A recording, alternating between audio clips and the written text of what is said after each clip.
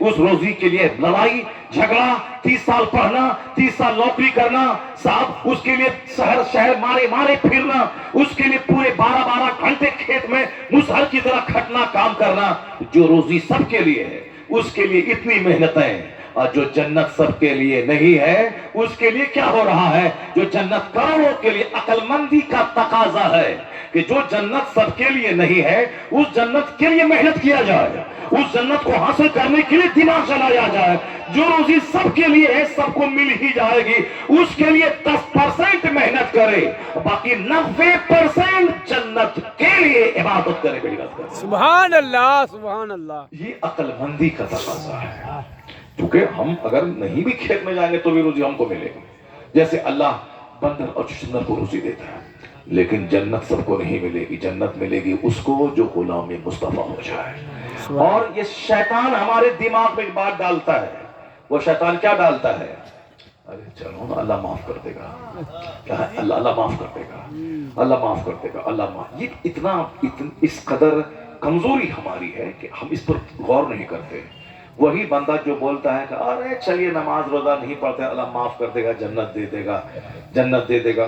ٹھیک ہے، اللہ معاف کرنے والا ہے، جنت دینے والا ہے، جنت دے دے گا. لیکن ایک بات ہماری بتا دو کہ اللہ روزی دینے والا ہے، اللہ رزاق ہے، سب کو معلوم ہے. اللہ ہی پیدا کیا ہے، اللہ ہی روزی دیتا ہے. جب اللہ رزاق ہے تو 12 گھنٹے کھیت میں کیوں ہل چلائے گا؟ جب اللہ رزاق ہے تو 30 سال پڑھ کے اب 30 سال نوکری کیوں کیا؟ اللہ جب رزاق ہے تو مارے مارے بیوی بال بچے کو چھوڑ کے دلی پنجاب میں جا کے ریڑھی ٹھیلا کیوں چلائے؟ اپنے گھر ہی میں رہتے، تھوڑی سی محنت کرتے. ہم تھوڑی سی محنت کرتے ہیں، اللہ روزی دیتا ہے. اللہ کا کہتا ہے میں روزی دوں گا، مگر تم کو تھوڑی سی محنت کرنی. پھیل جا رہا ہے. آم کا پیڑ تم لگاؤ، لاکھوں آم ہم دے دیں گے. مکئی کا ایک دانہ تم زمین میں ڈالو، اس دانے میں ہم 1000 دانہ تجھ کو دے دیں گے. ایک دانہ دیا، اس میں 10 ایک پودا نکلا، اس میں 5 بھٹا نکلا، ایک بھٹا میں 100 دانہ.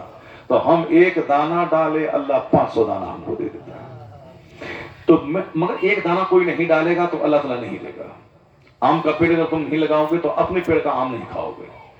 تو اب تم کو تھوڑی سی محنت کرنی ہے، زیادہ نہیں، بس زمین پہ پھیل جانا ہے، زیادہ مارے مارے نہیں پھرنا ہے.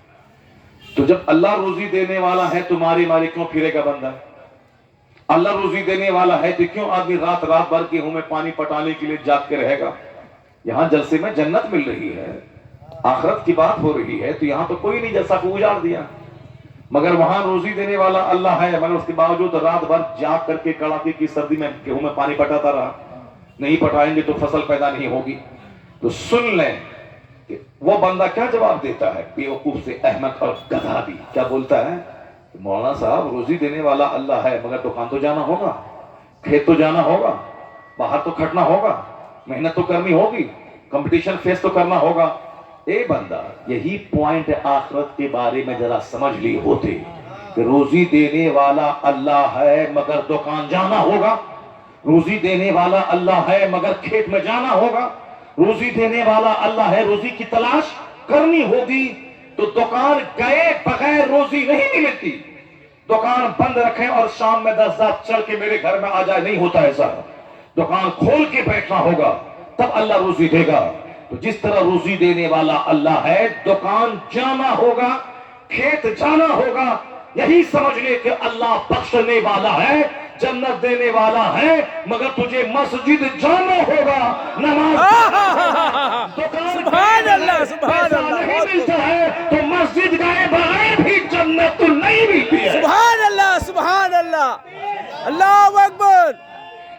یا رسول اللہ، زندہ باد، زندہ باد. اعلی حضرت، اعلی حضرت، اعلی حضرت، اعلی حضرت. اللہ اکبر. یا رسول اللہ. اے میرے بھائی، بس تھوڑا سا برین لگانا ہے. اگر آپ نے تھوڑا سا